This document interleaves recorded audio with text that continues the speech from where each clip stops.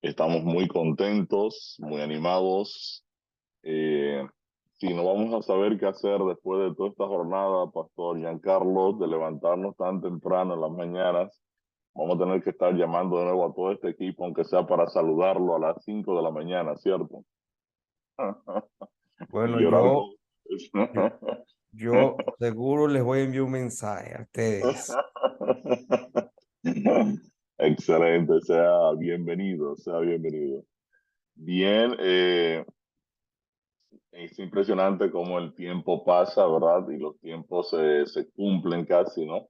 Nosotros estamos ya en el tema 24 de los 26 temas del programa y ya ustedes han podido darse cuenta, sobre todo en esta última etapa, lo que estamos haciendo. Lo que estamos haciendo es viendo cómo Dios ha modelado toda la estructura de la salvación en diferentes tipos de esquemas para darnos sabiduría en cómo funciona el regalo de la vida eterna, ¿no?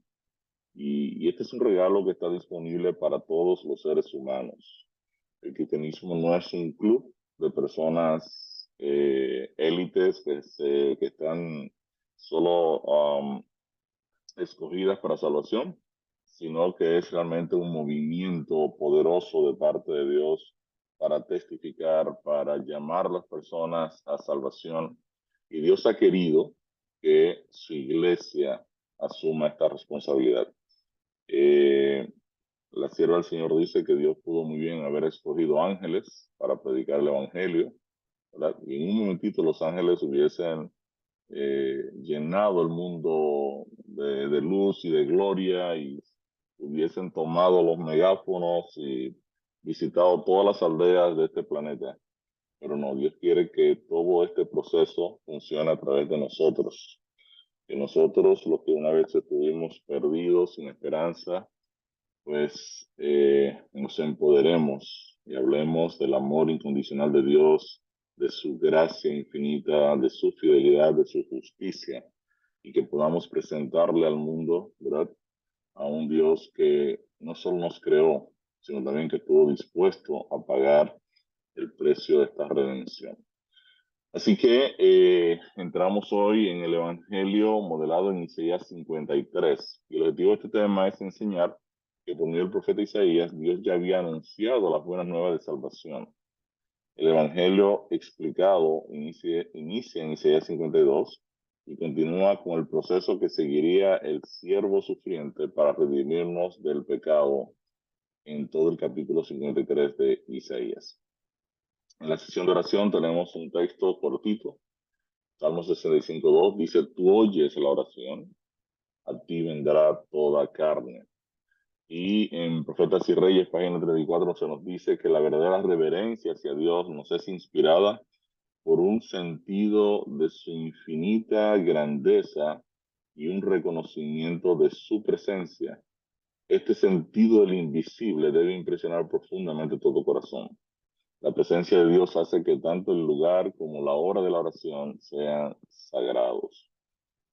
Quiere decir que cuando nos acercamos a Dios en oración, siempre tenemos que tener ese sentido, ¿verdad? De que Dios no es un ser humano, que no es una persona común y corriente, sino que estamos hablando con el Rey del universo, ¿correcto? Y si usted fuera a hablar con el presidente de su país, usted se prepararía, se pondría su mejor traje, su mejor ropa, ¿verdad? Estaría en la presencia del presidente con todo respeto, ¿verdad? Con todo cuidado, con todo tacto. De igual manera, cuando nos encontramos con el Señor, pues es impresionante que Dios esté dispuesto siempre a escucharnos, a atendernos. Y la oración es un elemento vital, como vimos en el estudio del santuario, de la experiencia de la santificación. O sea, no es posible nosotros operar sin oración. Y cuando hablamos de la oración, estamos hablando entonces de una continua conexión con el Espíritu de Dios que ha venido a morar en nuestras vidas para guiarnos en la voluntad de nuestro Dios, y la voluntad de Dios es que todos los seres humanos sean salvos y vengan al conocimiento de la verdad. Quiere decir que en todo momento nuestras mentes deben estar conectadas o permanecer conectadas, y es la gran batalla de la fe. La parte más difícil de la vida cristiana es cómo yo mantengo la conexión de forma continua. Y no importa su nivel de liderazgo, su nivel de preparación, su nivel educativo, ¿verdad? Usted puede ser el gran teólogo de los siglos, y si usted no está conectado con el Espíritu de Dios, entonces usted tiene un problema serio, ¿no? Y eso es lo que nosotros vamos aprendiendo en la medida que vamos madurando, vamos creciendo en el conocimiento de la gracia, en el conocimiento de Dios. Cada día nos damos cuenta de nuestra incapacidad. Somos seres humanos pecadores, y Dios también lo sabe. Dios sabe que somos polvo, conoce nuestras debilidades, y por eso nos invita a conectar con Él a través de la oración. Así que haga de la oración una disciplina. No queremos decirle también que usted tiene que hacer la oración así o asá o acusar. Sencillamente usted haga un plan de oración sencillo, donde usted diariamente se presenta al trono de la gracia y pide la dirección del Espíritu de Dios. Así que yo también quiero presentarme delante del Señor en esta hora para que nos dirija el Espíritu de su palabra. Querido Padre bueno, gracias te damos, oh Señor, por este nuevo día, por el descanso, por la oportunidad de abrir tu palabra.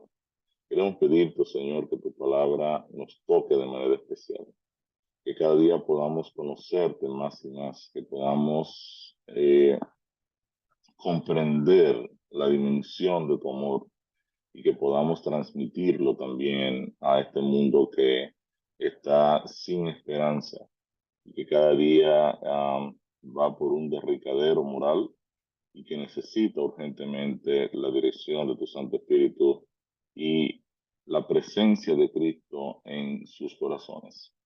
Danos la capacidad, Señor, danos la sabiduría, danos el tacto, danos el poder para testificar, y que las personas puedan ser transformadas, oh Señor, por el poder de tu palabra.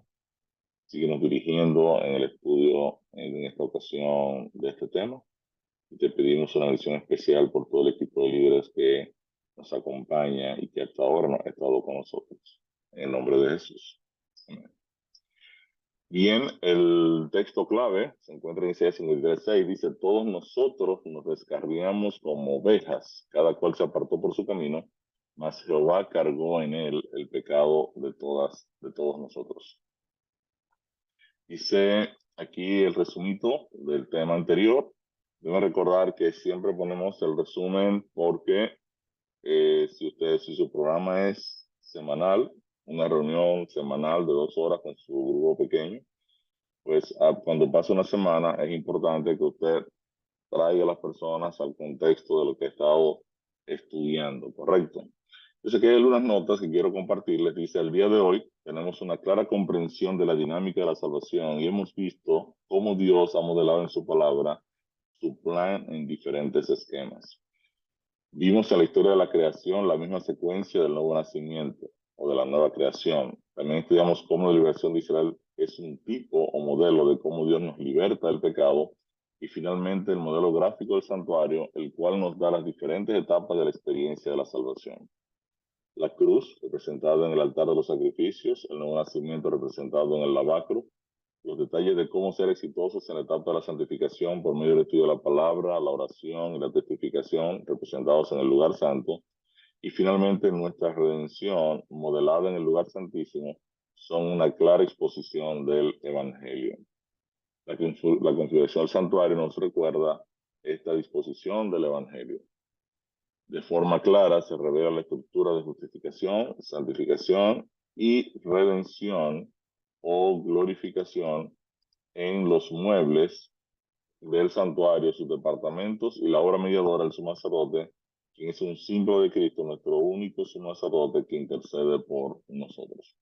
Básicamente lo que vimos en el santuario son las 3 fases de la salvación representadas en la estructura misma del tabernáculo. Entonces Dios se esmeró, ¿verdad? Puso mucho énfasis en cada detalle del proyecto del santuario. Son muchos los textos de la Biblia o los capítulos de la Biblia dedicados al tabernáculo. Y lo que Dios ha querido, pues, enseñarle a su pueblo es cómo funciona la estructura de la salvación. Y como usted lo analiza, desde el Antiguo Testamento hasta el Nuevo, usted se da cuenta que la salvación viene de Jehová. Contrario a lo que muchas personas piensan, que los hebreos eran un pueblo legalista, en realidad toda la dinámica del Antiguo Testamento presenta a un Dios cuyo enfoque es salvar, es regalar la salvación, y los escritores bíblicos presentaban este Dios de gracia. La salvación viene de Jehová. Mirad a mí y sed salvos todos los términos de la tierra, porque yo soy Dios y no hay otro. Dé el impío su camino, el hombre limpio su pensamiento, y vuélvase a Jehová, el cual será amplio en perdonar. Quiere decir que a través de todo el Antiguo Testamento, Dios ha sido el mismo. Dios ha estado llamando al pecador a un cambio, a darse la vuelta, ¿verdad? Y venir a aceptar el regalo de la salvación. Es interesante que ya en el tabernáculo Dios había estructurado, ¿verdad? La cruz. Aquí vemos la cruz. Decíamos que el tabernáculo era una paradoja. Es un lugar donde Dios va a habitar entre un grupo de personas que no pueden relacionarse con él.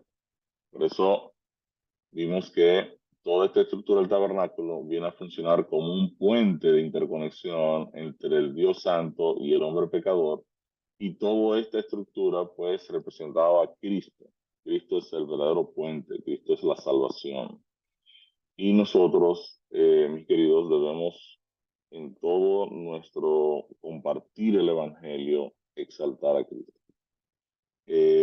Algo que con el tiempo este servidor se ha dado cuenta es que no importa de qué religión sea una persona, incluso puede ser hasta ateo, eh, cuando usted menciona a Cristo y habla de Cristo, las personas parecen como quedar eclipsadas ante la presencia o el solo nombre, el solo mencionar a nuestro Señor. Y es por eso que nosotros como cristianos debiéramos hablar de Cristo. Jesús dijo que el Espíritu Santo iba a hablar de Él, de Cristo. Entonces es importante que nosotros en nuestra manera de comunicarnos, sobre todo cuando vamos a compartir el Evangelio o vamos sencillamente a tocar algún tema en particular con algún amigo, algún relacionado, nosotros pongamos a Cristo en el centro. Y usted se va a dar cuenta que hay una especie de eclipsamiento de las personas ante la persona de Cristo. Jesús dijo, si yo fuera levantado, yo voy a traer a todos a mí. Es importante que nosotros podamos hablarle al mundo de que la salvación se encuentra en Cristo Jesús. Y que usted diga, bueno, hay mucha gente que hace lo mismo en otras denominaciones, y es cierto. Y usted se va a dar cuenta que las personas que han estado utilizando a Cristo, aunque no necesariamente estén completamente en la verdad, eh, las personas les responden. O sea, los seres humanos responden ante el mensaje cristocéntrico. Entonces, Cristo es ese punto de conexión, es el medio mediante el cual nosotros conectamos con Dios. Es el medio que nos permite acceder al trono de la gracia a través del velo de su carne, dice la palabra de Dios. O sea, toda la estructura de la salvación entonces funciona, ¿verdad? Con Cristo como centro. Entonces nosotros en Isaías 53 lo que vamos a hacer eh, es repasar un poco la profecía mesiánica del siervo sufriente.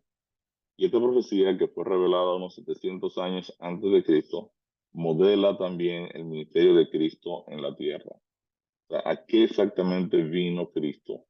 ¿Qué fue lo prometido por Dios en esta profecía a toda la humanidad? y cómo obviamente esta obra de redención es una dinámica entre Dios el Padre y el siervo sufriente. Quiere decir que el siervo sufriente entonces va a funcionar en la problemática de nuestro pecado, ¿verdad? Y lo va a asumir de manera tal que nosotros tengamos acceso a la salvación. Dice aquí la segunda pregunta: ¿qué promesa hizo el profeta Isaías sobre el siervo de Jehová? Usted encuentra en Isaías 52, 13 al 15. Dice: he aquí que mi siervo será prosperado, será engrandecido y exaltado, y será puesto muy en alto. Como se asombraron de ti muchos, de tal manera fue desfigurado de los hombres su parecer, y su hermosura más que la de los hijos de los hombres. Así asombrará él a muchas naciones. Los reyes cerrarán ante él la boca, porque verán lo que nunca les fue contado y entenderán lo que jamás habían oído. Yo tuve la oportunidad anoche de compartir en una cena con un grupo de amigos pentecostales y evangélicos. eh, y les decía precisamente esto. Yo les decía que el, el nombre de buenas nuevas o de buenas noticias lo puso Dios a su proyecto. La palabra evangelio, que significa buenas nuevas, es una palabra que Dios le asigna a su plan. Y lo que está diciendo Isaías aquí es que el siervo de Dios, ¿verdad? Y vamos a ver que se está refiriendo a Cristo, iba a ser engrandecido y exaltado.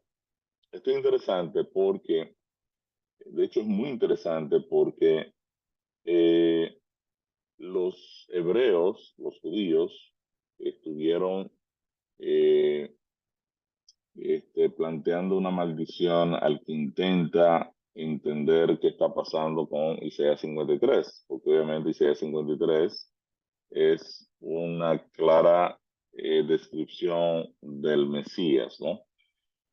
Pero algunas escuelas judías lo que hicieron fue tomar el, a Isaías 53 y decir que el siervo sufriente es Israel. Y obviamente la idea del enemigo es quitar a Cristo de donde quiera que se encuentre. Sin embargo, aquí hay dos palabras que son muy claves.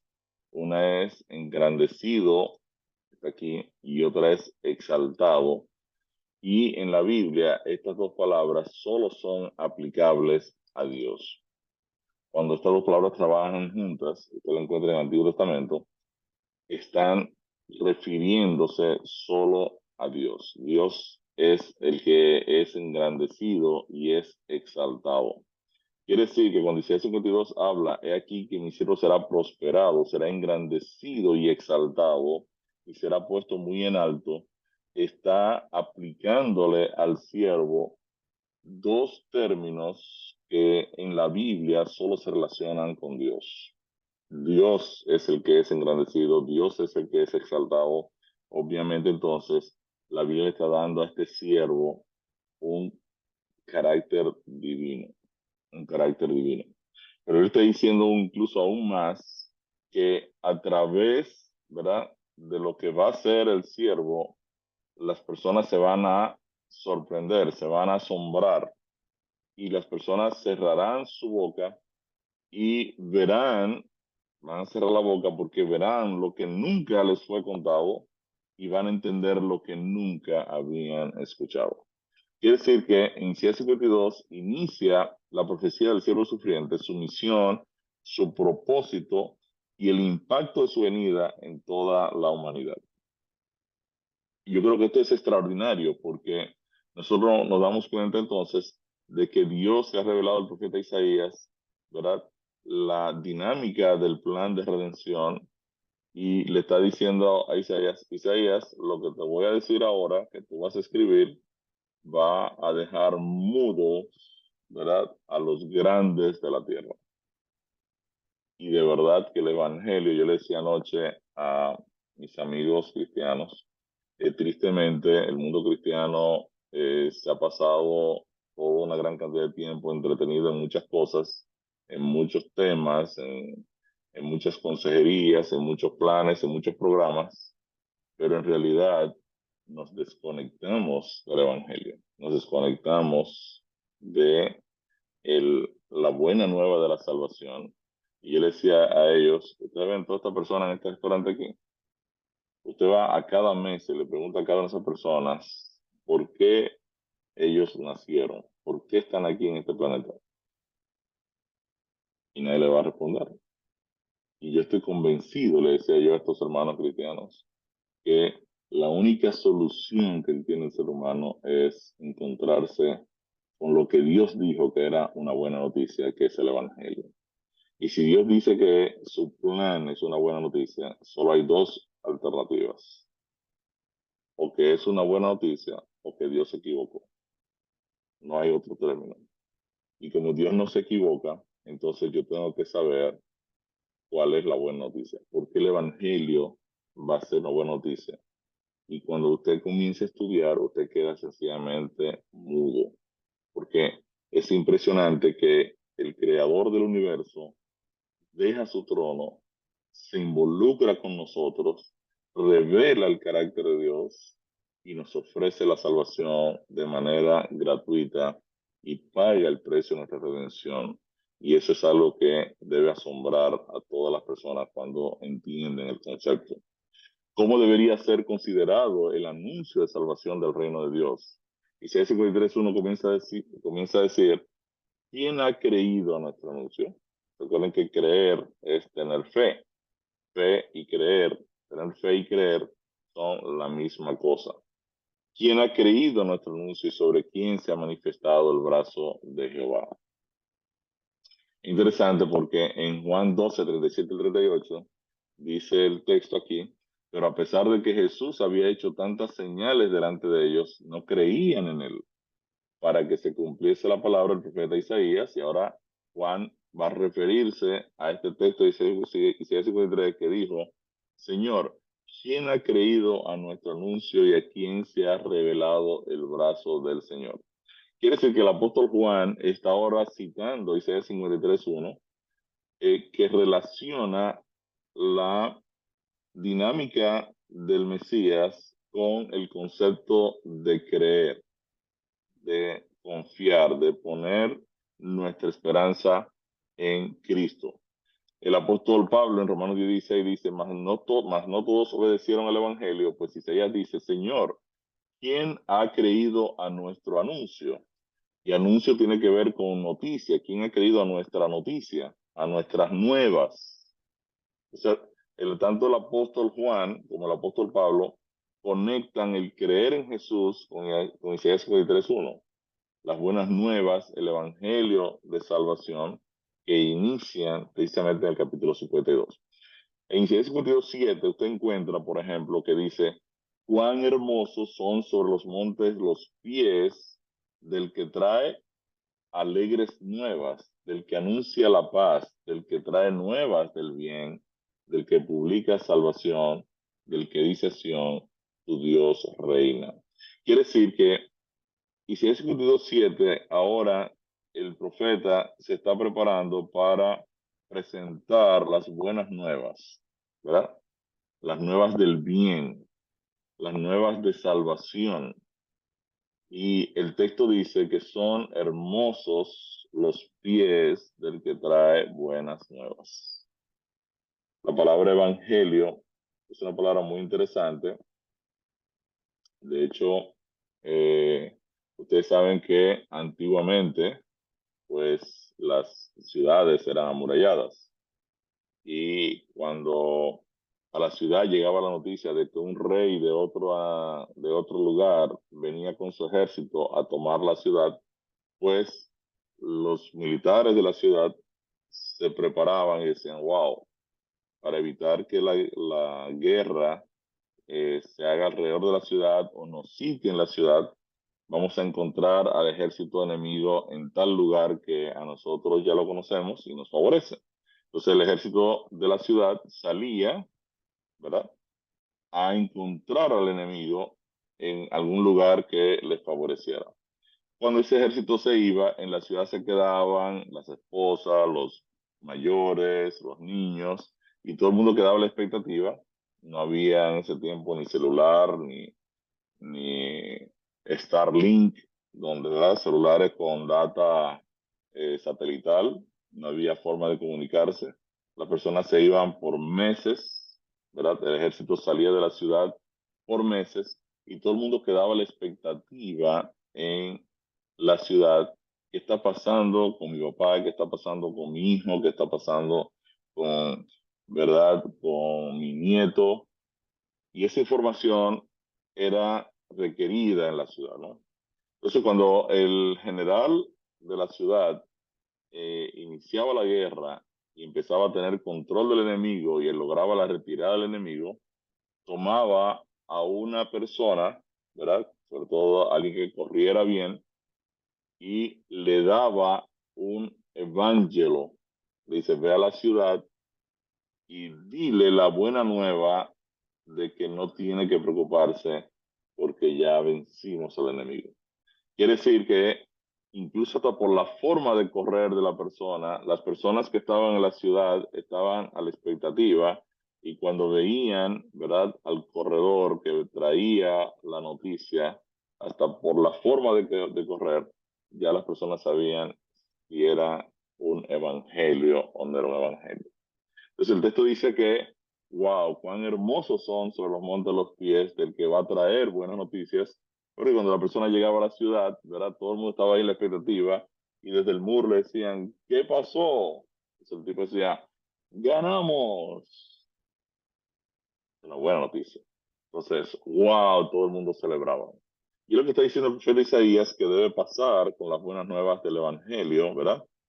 Eh, la profecía de Isaías, entonces nos enseña que el evangelio, las buenas nuevas se mueven, se desplazan, ¿verdad? Si usted encuentra este concepto, ¿verdad?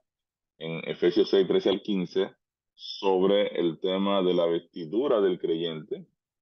El creyente se pone en los pies el calzado del evangelio. Quiere decir que el evangelio se mueve. El evangelio está diseñado para correr, para moverse de un lugar al otro, no para quedarse estático en un sitio. La idea de la iglesia es entrenar a las personas en el conocimiento del evangelio para que las personas puedan compartirlo, puedan moverlo. Y definitivamente este evangelio debe caminar, moverse, no puede estar estático. Es una buena noticia. Y si hay algo que el mundo necesita hoy en día, yo le decía a mis amigos anoche, es el Evangelio. Decía, la única esperanza de todas las personas que habitan este planeta está en el Evangelio, en conocer el plan de salvación, en conocer lo que Dios ha operado en favor de cada uno de nosotros. Decía, si Dios es eterno y nos ama de manera incondicional, entonces el propósito por el cual existimos tiene que ser un propósito eterno. O sea, nadie inteligente que su realidad sea la eternidad va a crear criaturas temporales. Eso no tiene sentido. Quiere decir que si Dios es eterno y pagó el precio de nuestra redención, es porque Él quiere, ¿verdad?, pasar la eternidad con la persona que la ama, porque su realidad es la eternidad. Entonces, una de las cosas que este servidor utiliza cuando se encuentra con amigos profesionales que a quienes les hablamos del ministerio, de lo que hacemos, de los grupos, de cómo estudiamos el plan de salvación por fases y demás, es hacerles saber a las personas que fueron creadas con un propósito eterno. O sea, si tú no fuiste creado con un propósito eterno, no tiene sentido vivir. Porque por más tiempo que tú dures en este planeta, sean 50, 100 años, 80, 90, lo que fuera, al final te mueres. Pueden ser 1000 años y como quiera te mueres. Entonces no tiene sentido que un Dios eterno que nos ama incondicionalmente no tenga un plan eterno para con nosotros. Es totalmente ilógico. Entonces, una de las cosas que siempre le comparto a las personas con las que me reúno es dejarle en su mente la idea de que él fue creado con con un esquema, ¿verdad? Para poder pasar la eternidad, para poder ser parte de la realidad del Dios eterno que lo creó, ¿no? Entonces, la Biblia entonces nos enseña que de forma clara que el Evangelio tiene que desplazarse. O sea, nosotros somos calzados con el Evangelio, ¿verdad? Para que nuestros pies comiencen a mover las buenas nuevas. ¿Cómo sería el siervo de Jehová? Isaías 53:2 dice, subirá cual renuevo delante de él y como raíz de tierra seca. No hay parecer en él ni hermosura. Le veremos más inatractivo para que deseemos. En Juan 2:19 eso se compara con el templo y tal y como estudiamos en el santuario, ¿verdad? El santuario, su belleza, la belleza del tabernáculo era en su interior. Todo estaba recubierto en oro en el interior, pero por fuera estaba cubierto con pieles marrones de tejones. Quiere decir que la hermosura del siervo sufriente no está en su físico, sino en su carácter, en revelar el carácter de Dios. ¿Cómo sería tratado el siervo sufriente? Dice, despreciado y desechado entre los hombres, varón de dolores, experimentado en quebranto, y como que escondimos de él el rostro, fue menospreciado y no lo estimamos. En Mateo 26:56 dice, mas todo esto sucede para que se cumpla la escritura de los profetas. Entonces todos los discípulos, dejándole, huyeron. Quiere decir que el siervo sufriente sería un varón experimentado en quebranto y menospreciado. Y eso fue profetizado por Isaías en Isaías 53. ¿Qué llevaría el siervo sufriente en nuestro favor? Isaías 53, 4 y 5 dice, ciertamente llevó él nuestras enfermedades y sufrió nuestros dolores. Y nosotros le tuvimos por azotado, por herido de Dios y abatido. En Mateo 8:17 nos dice lo mismo, para que se cumpliese lo dicho por el profeta Isaías cuando dijo, él mismo tomó nuestras enfermedades y llevó nuestras dolencias. Hebreos 12:2 al 3 declara que Jesús sufrió mucho más que cualquier ser humano pecador que haya existido. Dice el texto, puesto los ojos en Jesús, el autor y consumador de la fe, el cual por el gozo puesto delante de él sufrió la cruz, menospreciando lo propio y se sentó a la diestra del trono de Dios. Consideren aquel que sufrió tal contradicción de pecadores contra sí mismo, para que vuestro ánimo no se canse hasta desmayar. Isaías 53:5 dice más, Cristo fue herido por nuestras rebeliones, molido por nuestros pecados, el castigo de nuestra paz fue sobre él y por su llaga fuimos nosotros curados. La Reina Valera utiliza aquí molido por nuestros pecados. En realidad, el texto original dice molido por nuestras iniquidades. Cristo fue herido por nuestras transgresiones. La Reina Valera usa la palabra rebeliones, ¿verdad? Molido por nuestros pecados, dice la Reina Valera. El texto dice iniquidades. Si usted ve, por ejemplo, la New King James, dice, pero él fue herido, he was wounded for our transgression, por nuestras transgresiones, él fue molido por nuestras iniquidades. Aquí están las dos palabras claves, ¿verdad?, que hemos estudiado en la estructura del pecado, donde Cristo es herido por nuestras transgresiones, por los pecados voluntarios, debido a que el pecado se enseñorea de nosotros, ¿verdad? Y nosotros tendemos a obedecerlo, pero también Él fue molido por nuestras naturalezas pecaminosas con las cuales nacemos. Las iniquidades fueron entonces cargadas sobre Cristo. El apóstol Pedro toca este texto, dice, quien llevó él mismo nuestros pecados en su cuerpo sobre el madero para que nosotros estando muertos a los pecados, vivamos a la justicia y por cuya herida fuimos sanados. Quiere decir que el siervo cargaría sobre sí nuestras transgresiones e iniquidades. La Reina Valera utiliza pecados, pero en realidad el texto dice que Cristo está cargando tanto los pecados que cometemos de forma voluntaria cuando nos rebelamos ante la ley de Dios, como la naturaleza pecaminosa que heredamos ya desde nuestro padre Adán. Quiere decir que lo que me está diciendo Isaías 53 es que Cristo está tomando la problemática de mi pecado y la está asumiendo, la está cargando. Según Isaías 53:6, la primera parte, ¿cómo nos comportamos todos nosotros? Dice, todos nosotros nos descarriamos como ovejas, cada cual se apartó por su camino.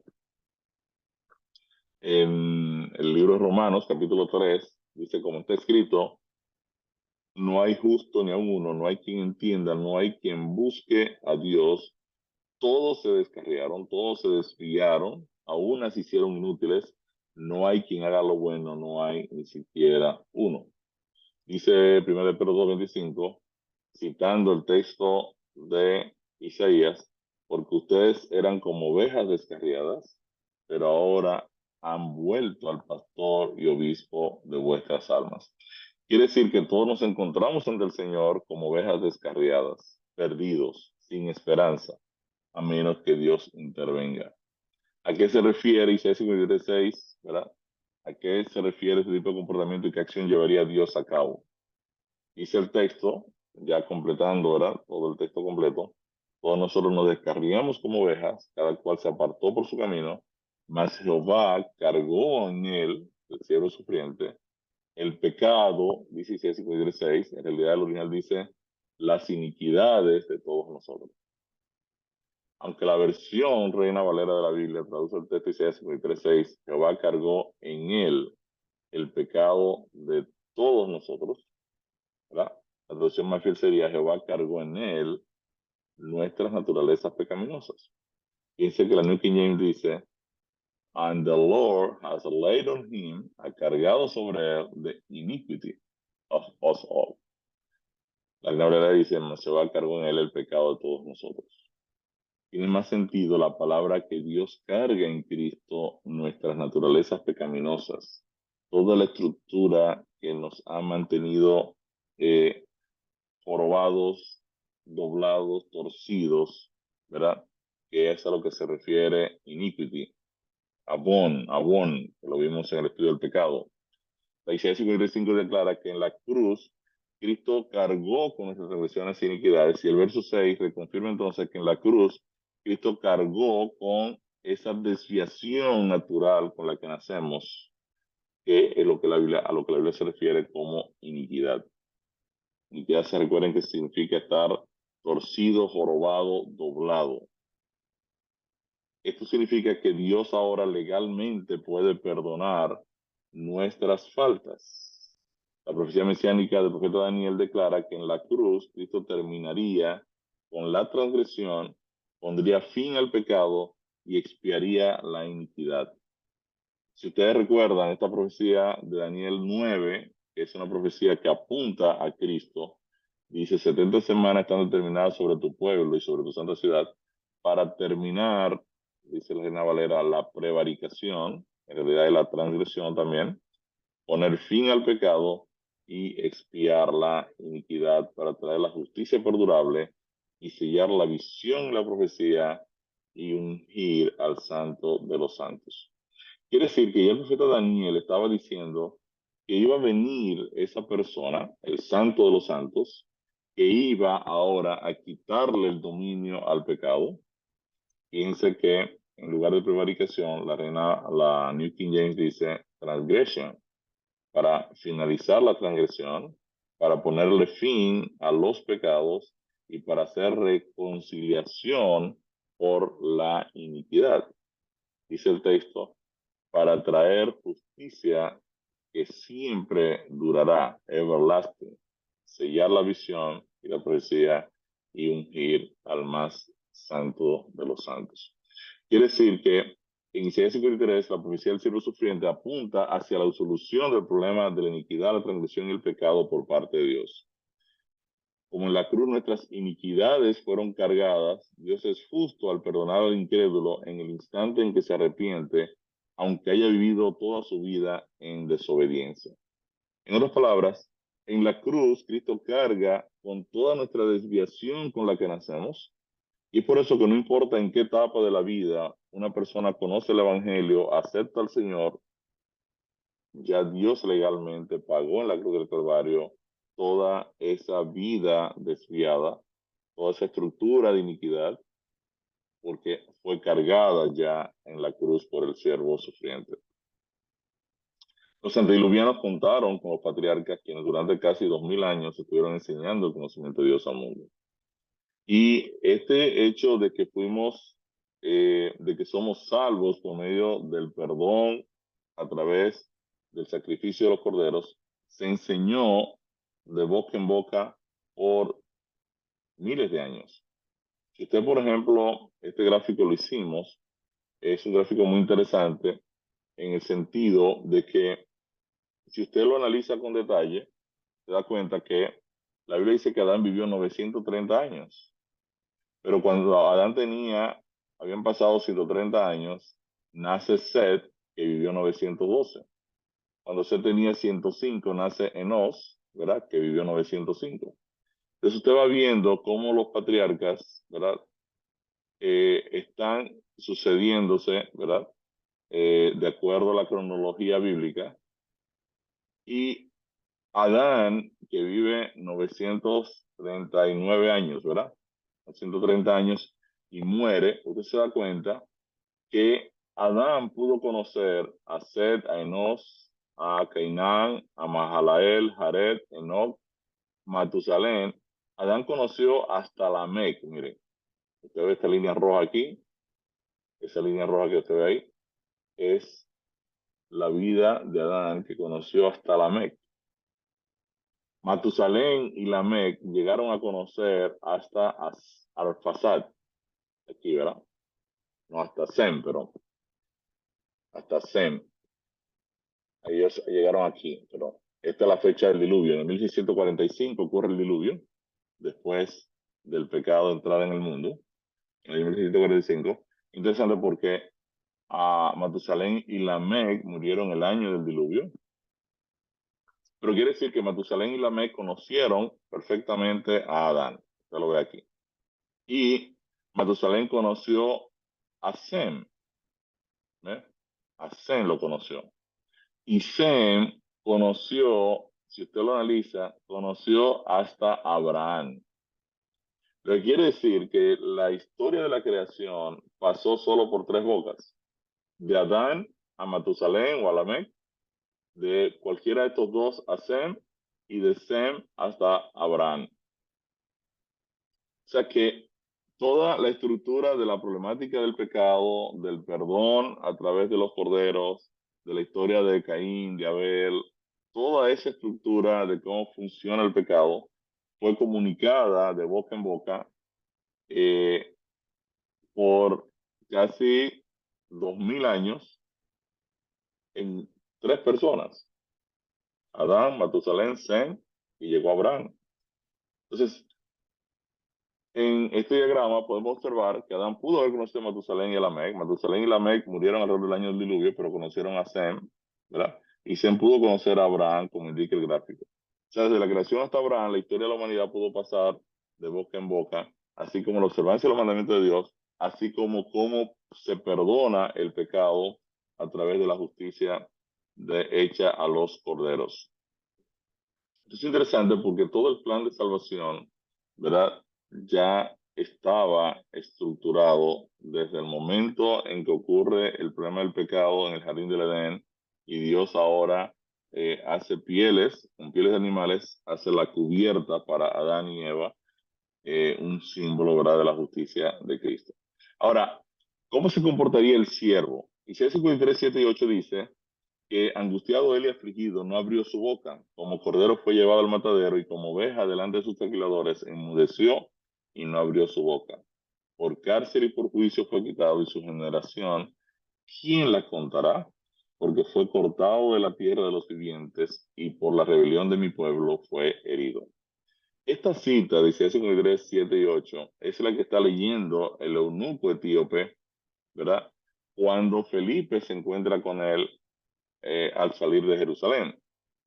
Y dice el texto bíblico que Felipe parte de esta escritura, ¿verdad? Y se monta en el carro con el eunuco y le anuncia el evangelio de Cristo. Si usted ve, por ejemplo, dice que el pasaje de la escritura que venía leyendo el eunuco era este: como oveja a la muerte fue llevado, y como cordero mudo delante del que lo trasquila, así no abrió su boca. En su humillación no se le hizo justicia, mas su generación, ¿quién la contará? Porque fue quitada de la tierra su vida. Entonces Felipe, abriendo su boca, dice el texto, y comenzando desde esta escritura, le anunció el evangelio de Cristo. Es interesante porque el eunuco quedó fascinado con la historia de Cristo. Y yendo por el camino llegaron a cierta agua y dijo el eunuco, aquí hay agua. ¿Qué impide que yo sea bautizado? Y Felipe le dijo, si crees de todo corazón, bien puedes. Y respondiendo dijo el eunuco, creo que Jesucristo es el Hijo de Dios. Y mandó parar el carro y descendieron ambos al agua, Felipe y el eunuco, y le bautizó. Y me gusta tanto esta historia, me gusta porque usted se da cuenta de que el Evangelio en realidad está centrado en creer en Cristo. Muchas veces, a veces, yo escuchando las complejidades que nosotros le hemos puesto a la estructura de la salvación y las complejidades que muchos predicadores cristianos le han colocado al Evangelio, ¿verdad? Uno lo compara con este texto donde Felipe le dice a eunuco, ¿tú crees que Jesucristo es el Salvador? Y él dice, claro, yo lo creo. Dice, entonces, tú puedes ser bautizado, tú puedes ser sellado para salvación, para vida eterna. Y claro que nosotros necesitamos aprender muchas cosas, pero la salvación viene cuando nosotros hemos conocido a Jesús, hemos entendido cómo Él carga nuestros pecados, cómo nos ha perdonado y lo aceptamos como nuestro Salvador. Es todo lo que necesitamos. Y es interesante porque eh, dice que al instante el hombre aceptó a Jesús como Salvador, fue bautizado y Felipe fue entonces arrebatado una vez se logró el objetivo. Entonces, el profeta Isaías señaló que pese al sufrimiento infligido al siervo sufriente, este no abriría su boca. ¿De dónde sería cortado este siervo y por qué? El texto dice, fue cortado de la tierra de los vivientes. En otras palabras, está diciendo que moriría. Fíjense que en la cita de Hechos dice, eh, porque fue quitada de la tierra su vida, su vida. Fue cortado de la tierra de los vivientes, dice Isaías 53. En otras palabras, la muerte de Jesús por los pecados ya había sido anunciada por el profeta. Y es aquí donde si usted está trabajando con una persona judía, usted puede utilizar Isaías 53 para revelarle que Jesús es el Cristo, que Jesús es el Mesías y que ya esto fue anunciado por el profeta Isaías 700 años antes de Cristo. ¿Con quién se disponía su sepultura? El profeta dice, se dispuso con los impíos su sepultura, mas con los ricos fue en su muerte. En Mateo 27, 53, 60, usted puede ver aquí cómo José de Arimatea, un hombre muy rico, se acerca a Pilato, ¿verdad? Y le pide el cuerpo de Cristo. Y le pide el cuerpo de Cristo para enterrarlo en un sepulcro de él, un sepulcro privado. Y aquí la profecía de Isaías 53 también se cumplió. O sea, Cristo fue en los ricos, fue con los ricos en su muerte. José de Arimatea enterró al Señor en un sepulcro privado, el sepulcro de él, de un hombre muy rico. ¿Cómo viviría el siervo? De acuerdo a Isaías 53. Dice, aunque nunca hizo maldad, ni hubo engaño en su boca. Nunca hizo maldad, no hubo engaño en la boca de Cristo. Eh, Dice 1 Pedro 22, el cual no hizo pecado ni se halló engaño en su boca. El apóstol Pedro está citando a Isaías y el apóstol Pablo en 2 Corintios 51 dice, el que no conoció pecado, por nosotros lo hizo pecado para que nosotros hemos hecho justicia de Dios en él. Entonces Jesús vivió una vida sin pecado tal y como el profeta Isaías lo había anunciado. Ahora, ¿quién quebrantaría a este siervo sufriente y por qué? Entonces no son los romanos, no son los judíos, Dios el Padre es quien lo quebranta. Dice, con todo eso, Jehová quiso quebrantarlo, sujetándole a padecimiento. Cuando haya puesto su vida en expiación por el pecado, verá linaje, vivirá por largos días, y la voluntad de Jehová será en su mano prosperada. Dios es quien quebranta al siervo y lo sujeta a padecimiento. Y este es el verdadero sacrificio en la cruz del Calvario. Si ustedes recuerdan, cuando estudiamos el sacrificio supremo, decíamos que la transacción que paga por nuestra redención es la transacción entre el Padre y el Hijo. Ni siquiera Satanás tiene que ver con aquello. Dios está, ¿verdad?, cargando la problemática del pecado en Cristo y está proveyendo el vehículo de salvación porque Cristo está asumiendo la carga de mi pecado y la carga de tu pecado. ¿Cuántos serían justificados por el siervo y cómo quedaría el Padre luego de esto? Dice el texto que el Padre vería el fruto de la aflicción de su alma y quedaría satisfecho. Dice, por su conocimiento, y aquí viene la palabra clave, justificará a mi siervo justo a muchos. La palabra, el texto dice, por su conocimiento, perdonará a mi siervo justo a muchos y llevará las iniquidades de ellos. Así que, como por la transgresión de uno vino la condenación a todos los hombres, de la misma manera, por la justicia de uno vino a todos los hombres la justificación de vida. Romanos 5:18 está diciéndome entonces lo que iba a acontecer, ¿verdad?, que ya había sido profetizado por el profeta Isaías. El Padre quedaría satisfecho con la justificación obtenida por el siervo sufriente en favor de toda la humanidad. El Padre estaría ahora satisfecho con el perdón gratuito que alcanza a cada ser humano. Y nuestra justificación lograda por Cristo ya había sido profetizada entonces en Isaías 53. ¿Qué demandaría el siervo y por quiénes? Por tanto, yo le daré parte con los grandes y con los fuertes repartirá despojos, por cuanto derramó su vida hasta la muerte y fue contado con los pecadores, habiendo él llevado el pecado de muchos y orado por los transgresores. Quiere decir que en la cruz Jesús cargó con nuestros pecados y fue contado como uno de nosotros, y es a esto a lo que se refiere el texto que dice, al que no conoció pecado por nosotros, lo hizo pecado. El profeta Isaías declara que como nuestro sustituto, el siervo sufriente derramaría su vida, su sangre por nosotros. Y Jesús se refirió a esto en la Santa Cena al aclarar que el jugo de la vid era un símbolo de su sangre derramada para el perdón de los pecados. Dice Mateo 26:28, Jesús compartiendo el vino dice, porque esto es mi sangre del nuevo pacto, que por muchos es derramada para remisión de los pecados. Sangre derramada significa vida derramada, y ya Dios había declarado que la vida está en la sangre en Levítico 17:11, porque la vida de la carne en la sangre está, y yo os la he dado para hacer expiación sobre el altar por vuestras almas, y la misma sangre hará expiación de la persona. El profeta Isaías, entonces, muchos años antes de la llegada de Cristo, había anunciado la manera en que tanto Dios el Padre y Dios el Hijo tratarían el problema del pecado, removiéndolo de raíz. La sangre derramada, la vida derramada de Jesús sería la base de nuestra justificación, lo que indica entonces que la profecía fue cumplida al pie de la letra. Mi respuesta al tema, Isaías vivió alrededor del año 750 a.C. y anunció el sacrificio de Dios por el pecado por medio de Jesús. ¿Puede ver usted la cruz de Cristo como el sacrificio por el pecado de todos nosotros, tal cual fue anunciado por el profeta? ¿Acepta usted este sacrificio en su favor? En resumen, ¿qué hemos aprendido? Aprendimos que Dios ya había revelado la manera mediante la cual obtendría la justificación del pecado para toda la humanidad y que Dios mismo cargaría en Cristo, el siervo sufriente, el castigo de toda la humanidad con el objetivo de justificarla. También aprendimos que en Cristo Dios cargaría las iniquidades, las transgresiones y los pecados de toda la humanidad.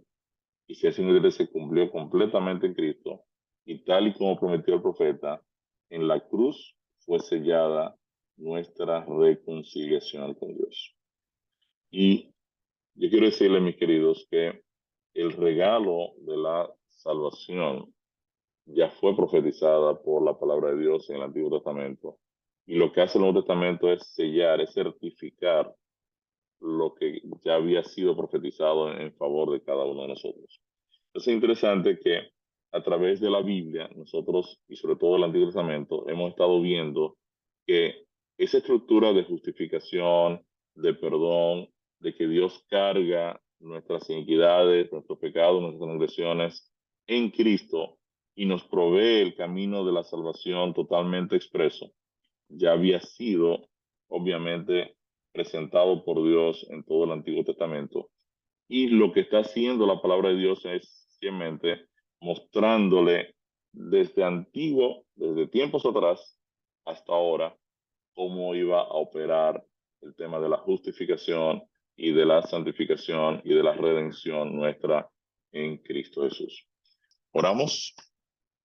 Bendito Dios, Padre Celestial, te queremos agradecer, oh Señor, por tu palabra. Gracias porque en Cristo tú nos justificaste, en Cristo tú cargaste nuestras iniquidades, en Cristo tú cargaste nuestras transgresiones, en Cristo tú cargaste nuestros pecados. Gracias porque nosotros tenemos hoy un acceso libre a la salvación, a la vida eterna. Y no tendremos nunca forma, oh Señor, de pagarte solo, así como decía el salmista, con qué pagaré a Jehová los beneficios que me ha dado. Así nosotros también podamos decir, tomaremos la copa de la salvación y confiaremos en nuestro Dios. Gracias, oh Señor, porque a través de tu evangelio tú nos has dado esperanza, tú nos has dado la posibilidad de vivir para siempre a tu lado. Y en esta hora, oh Padre querido, queremos pedirte que en este día de preparación tú nos permitas también reflexionar que este regalo de la salvación no solo está disponible para nosotros, sino que está disponible también para todas las personas con las cuales nos relacionamos y las cuales amamos. Ayúdanos a que este día de sábado también podamos animar a nuestros hermanos, a nuestros compañeros de viaje a la Canaán celestial, animarlos también a poder compartir el Evangelio de salvación con otros y que esta iglesia pueda levantarse como un solo hombre a predicar tu Evangelio para que se pueda cumplir la profecía de que cuando este Evangelio sea predicado en todo el mundo, entonces vendrá el fin. Gracias, Padre, por estar con nosotros. Danos este fin de semana, un fin de semana en tu presencia. Y estos favores presentamos delante de ti en el nombre de Cristo Jesús. Amén, a Dios. Amén.